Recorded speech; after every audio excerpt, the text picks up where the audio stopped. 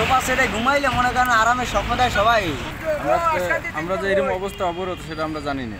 সকাল থেকে এই রাস্তায় দাঁড়ায় আছে, না খাইয়ে দাঁড়ায় আছে, কখন থেকে খুলবো আর কখন যাবো, কি অবস্থা, আমরা কোথায় থাকবো? এই যে বাস বন্ধ করে দিচ্ছে, আপনার ট্রাক বন্ধ করে দিচ্ছে, সাধারণত চলবে সেই প্রাইভেটে।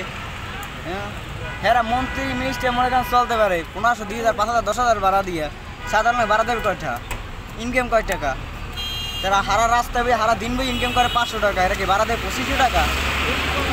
সোফা সেটে ঘুমাইলে মনে করেন আরামে স্বপ্ন দেয় সবাই, ঠিক আছে। রাস্তায় নামে দেয় ভালো ভালো মন্ত্রীরা, খয়রাচ্ছে ঝুলি হাতে লওয়া লাগবে। আমাদের বিভিন্ন লোকের বিভিন্ন কাজ থাকে, ঠিক আছে। হয়তো ঢাকা মেডিকেলে, হয়তো আমার বাবাই অসুস্থ থাকতে পারে, আমার ইমার্জেন্সি যাওয়া দরকার। এখন এই অবরোধ দিয়ে দিয়েছে, লকডাউন দিয়ে দিচ্ছে, এখন আমি এবার কীভাবে যাবো?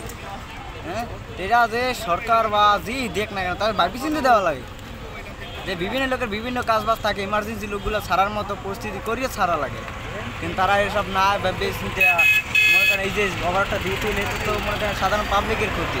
হঠাৎ করে এরকম বন্ধ হয়ে যাওয়া জানতাম না, তো সকাল থেকে আইসিআই দেখি সকাল থেকে এখন তোমার বসা, কিন্তু বন্ধ হলে আগে যদি জানতাম তাহলে প্রিপারেশন নিতাম, আগে যাইতাম, নাহলে পরে যাইতাম। আমরা জায়গায় ছিলাম, সাইডে ছিলাম, সাইডে থাকতাম, কিন্তু এইরকম হঠাৎ করে যদি বন্ধ হয়ে যায় সরকারের একটা ব্যবস্থা নেওয়া উচিত, আমাদের বিকল্প একটা পথ থাকা উচিত, সরকারের বাস থাকা উচিত।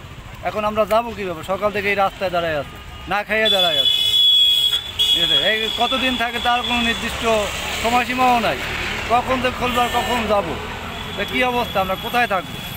আমরা তো দূরের যাত্রী, আমরা তো এখানকারও না, আমরা সিলেটের না, আমরা ঢাকারও না, বরিশালে, কিন্তু ঢাকা আমাদের স্থান, ঢাকা স্থানে আমরা গন্তব্যস্থানে পড়তে পারতেছি না। সকাল থেকে এখানে দাঁড়াই আছি, বুঝছেন। আমরা যে এরকম অবস্থা অবরোধ সেটা আমরা জানি না। আমরা তো আমাদের আমি যখন ঢাকা যাইতে আমরা কোম্পানিতে চাকরি করি, এখন মালামাল নিয়ে আমরা কী অবস্থা যাবো সেটা তো আমি করে আল্লাহ ছাড়া আর কেউ বলতে পারছি। আমরা পরীক্ষা দিতে যেতেছি, আমাদের কলেজে ক্লাস টেস্ট চলতেছে, বুঝছেন। তখন আমরা হঠাৎ জানি কালকে আমরা শিওর হয়েছি আজকে যাব, বুঝছেন।